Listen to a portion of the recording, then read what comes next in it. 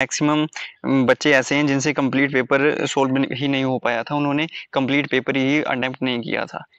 अगर 8 लाख वालों को छोड़ दें तो उन्होंने तो सारा अटेम्प्ट किया था। लेकिन hello guys, welcome to our channel study mind. तो गाइस, आज की वीडियो उन बच्चों के लिए काफ़ी ज़्यादा इंपॉर्टेंट होने वाली है जो कि दूसरी बार हिमाचल प्रदेश पुलिस का टेस्ट देने वाले हैं। क्योंकि काफ़ी बच्चों से पिछली बार जो टेस्ट हुआ था उसमें टाइम मैनेजमेंट नहीं हो पाई थी। उनसे जो प्रॉपर टाइम में 60 मिनट में पेपर नहीं अटैम्प्ट हो पाया था। तो इस वीडियो में हम ये देखेंगे कि हम कैसे टाइम मैनेजमेंट कर सकते हैं, किस तरह से पेपर हम अटैम्प्ट करें कि हमारे सारे क्वेश्चन अटैम्प्ट हो जाएं पूरे टाइम में। और ये भी बात सही है कि सभी बच्चों से जितने भी पेपर दे रहे हैं सभी से जो 80 के 80 क्वेश्चन है वो अगर अटैम्प्ट करें, सोल्व करके उनको सोल्व करने की कोशिश करें तो वो एक घंटे में जाने की 60 मिनट में बहुत मुश्किल है।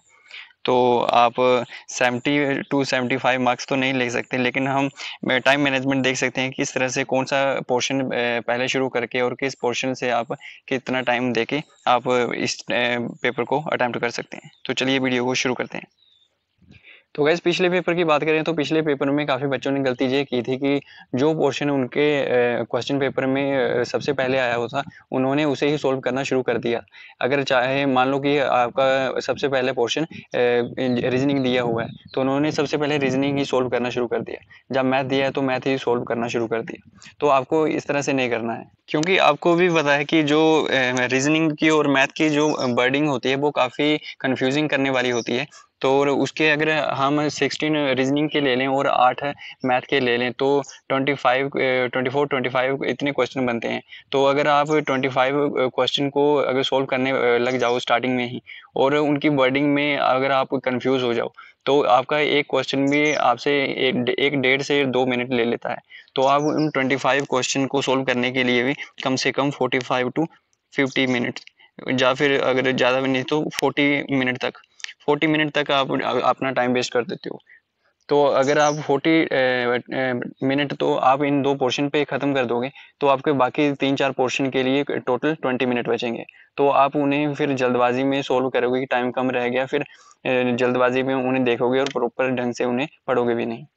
तो इससे आपके जो अगले पोर्शन है, हिंदी होगी, इंग्लिश होगी और जीके हो गया, साइंस हो गया, उन पोर्शन को भी गलत होने के ज़्यादा चांस हैं, क्योंकि आप उन्हें सही ढंग से अच्छे से रीड नहीं करोगे कि क्या पूछा है और आप जल्दी-जल्दी उसका जो आंसर लगे वो आप देने की कोशिश करोगे। तो इससे आपके वो क्वेश्चन जो आते होंगे वो क्वेश्चन भी गलत हो सकते हैं।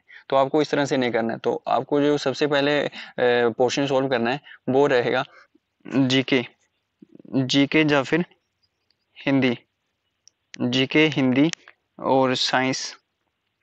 इन 3 में से आप किसी भी सबसे पहले शुरू कर सकते हो, क्योंकि अगर आप इन्हें शुरू में सोल्व करने की कोशिश करोगे तो आपके ये टोटल 16 क्वेश्चन हिंदी के, 16 क्वेश्चन जीके के और 8 क्वेश्चन साइंस के, तो ये हो गए लगभग 40 क्वेश्चन हैं। तो ये लगभग 40 क्वेश्चन आपके टोटल 15 और 20 मिनट्स, 15 और 20 मिनट्स ही लेंगे अगर आप इन्हें अच्छे से टाइम देकर भी सोल्व करो। स्टार्टिंग में आपसे ये सिर्फ 20 मिनट्स मांगते हैं। अगर आपने इन 3 पोर्शन में 20 मिनट अपने दे दिए तो आपका ये पोर्शन कंप्लीट हो जाएगा और आपकी आधी टेंशन खत्म हो जाएगी। फिर आप जो बाकी पोर्शन है जैसे कि मैथ हो गया उसे देख सकते हो। आपके मैथ के जो सबसे पहले जो आपको मैथ के क्वेश्चन इजी लग रहे हों या फिर जो आपको अच्छे से समझ आ रहे हों, आते हों, आप सबसे पहले उन्हें कर सकते हैं। तो उन्हें करके आप जब उनके जितने क्वेश्चन आपको मैथ के आ रहे हैं उतने अपने सोल्व करके लिख दें। और इसके बाद तो अगर आप इसके बाद इंग्लिश को शुरू कर सकते हैं इसके बाद। तो इंग्लिश के 16 क्वेश्चन कंप्लीट कर सकते हैं। इंग्लिश के 16 कंप्लीट हो जाएंगे, वो भी हार्डली आपसे 5 और 10 मिनट लेंगे। तो इसके बाद आप शुरू कर सकते हैं रीजनिंग। लास्ट में आप रीजनिंग कीजिए। रीजनिंग से आप जितना फिर टाइम बचता है वो सारा टाइम आपके लिए रीजनिंग के लिए बच जाएगा और आप उस टाइम के अकॉर्डिंगली उन क्वेश्चन को रीड कर सकते हैं। अगर आपको कंफ्यूजिंग लग रहा है तो आप 2 बार भी देख सकते हो। अगर इजी है तो आप सोल्व कर ही लेंगे। तो वो फिर आप टाइम के अकॉर्डिंगली देख लेंगे, क्योंकि आपका वो लास्ट पोर्शन होगा और आपके पास टाइम भी पता होगा कि कितना टाइम बचा है। और सबसे बड़ी बात, आपको ये नहीं सोचना है कि आपको सारे के सारे क्वेश्चन सोल्व करने हैं, क्योंकि जिन्होंने पेपर सेट किया है वो भी अच्छी तरह से जानते हैं कि ये 80 के 80 क्वेश्चन 60 मिनट में सोल्व करना मुश्किल है। क्योंकि ये 80 क्वेश्चन 60 मिनट में सोल्व नहीं हो सकते, क्योंकि उनमें काफ़ी कंफ्यूजिंग वर्डिंग है और मैथ भी सोल्व करना है, रीजनिंग भी देखनी है। तो ये 80 क्वेश्चन 60 मिनट में सोल्व होना मुश्किल है। लेकिन आप हो सके तो जितना हो सके उतना जो कंफ्यूजिंग क्वेश्चन है उन्हें लास्ट में सोल्व करने की कोशिश करेंगे, तो आपके मैक्सिमम क्वेश्चन जो हैं सोल्व हो जाएंगे।